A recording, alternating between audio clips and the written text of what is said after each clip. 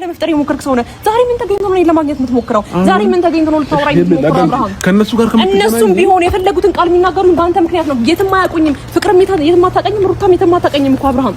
ስለዚህ ከአንተ ጋር ምንም ያገናኘኝ ነገር የለም። ሲጀመር ጨርሻለሁ። ከነሱ ጋር ከምትቆሚ ነው እኔ ላውራ ጨርሻለሁ። ከዛ ባለፈ ደግሞ ነገሮችን ቆም ብለህ አስብ።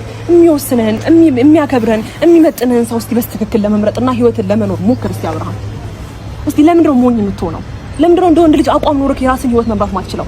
ለምን ክፉ ደጉን ሰው እንኳን መለየት ለምን ይከብድሃል? አንተ የሚወድህን ሰው የሚያፈቅርህን ሰው አንገት ማስደፋት ነው ለአንተ ትክክል?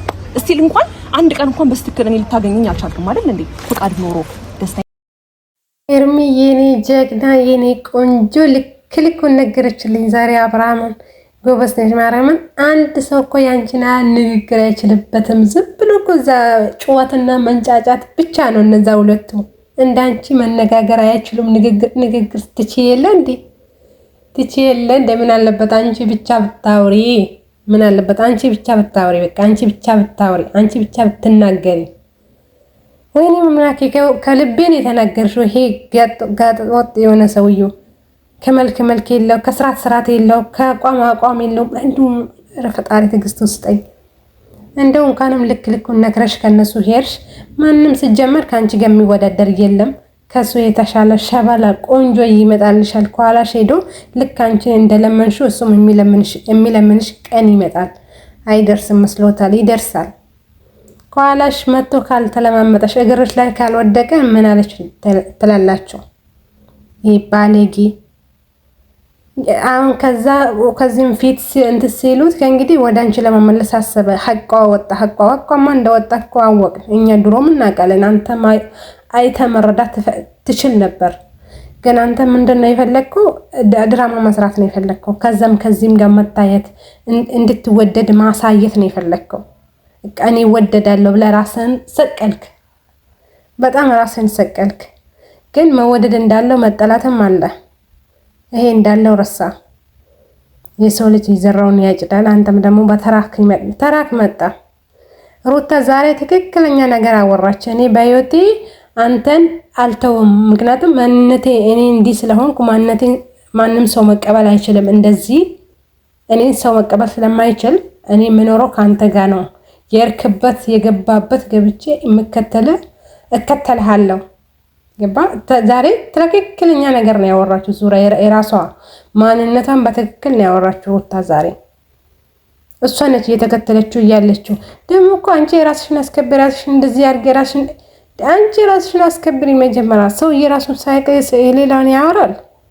ራስሽን አስከብሪ። በቃ አልፈልግሽም እያለ በየቀኑ በየጊዜው ቪዲዮ እየደቀነ የሚያዋረድሽ ሰውዬው ምን ያደርግልሻል? አንቺ ራስሽ ምን ጉድ ነሽ እናቴ? ሰላም ቤተሰቦች እንዴት ናችሁ? ሰላማችሁ ይብዛልኝ አላችሁ ወይ? እኔ ያለው እግዚአብሔር እንዴት ናችሁ? ምን ጉድ ነሽ ጌታ? ምን ጉድ ነሽ እንዴ? አልፈልግሽም ካለ በቃ ተይ።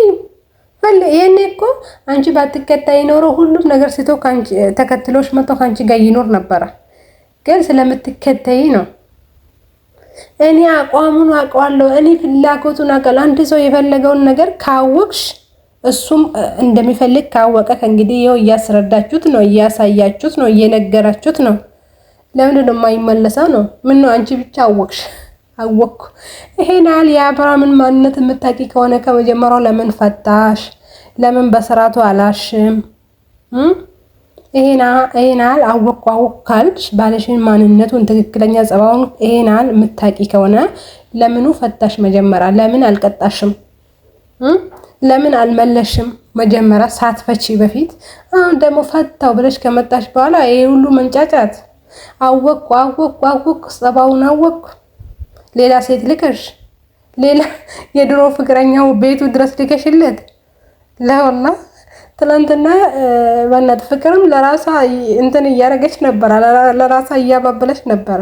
እርግጠኛ ነኝ ሄርሚያ ስትታ ልክ አብርሃም እንዳለው እሷን በተራ ታሰጣና እሷ ለራሷ ትፈልጋለች። ወይኔ አምላኬ! የመጀመሪያ ፍቅረኛና ሁለተኛ ሚስቱ የልጁ እናት፣ ከዛ ደግሞ ኤርሚ ወጣች ከማላቸው። እግዚአብሔር ይመስገን እኮ እሷ ብቻ እንኳን ወጣች። ሌላ እዛው መጨረሻቸውን ያሳምረው ብቻ።